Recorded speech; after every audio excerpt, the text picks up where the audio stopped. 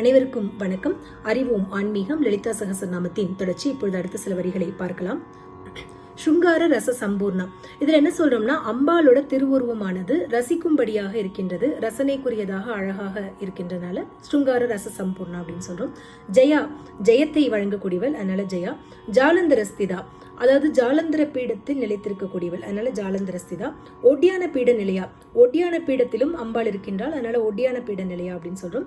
பிந்து மண்டல வாசினி, அதாவது இந்த ஸ்ரீ சக்கரத்தோட மைய பகுதியில ஒரு பொட்டு மாதிரி இருக்கு, அந்த இடத்து பேரு பிந்துன்னு சொல்றோம். அந்த இடத்துல அம்பாள் வாசம் செய்கின்றாள், அதனால பிந்து மண்டல வாசினி அப்படின்னு சொல்றோம். ரகோ யாக கிரமாராத்யா, அதாவது நாம செய்யக்கூடிய அந்த யாகங்கள் வடிவமாக அம்பாள் இருக்கின்றாள், அந்த யாகங்கள் மூலமாக அம்பாளையே நம்ம வழிபாடு பண்றோம், அதனால யாக வடிவமாக அம்பாள் இருக்கின்றாள். அதான் அந்த வரியில சொல்றோம். மீண்டும் நாளை மற்ற வரிகளுடன் உங்களை சந்திக்கின்றேன். நன்றி, வணக்கம்.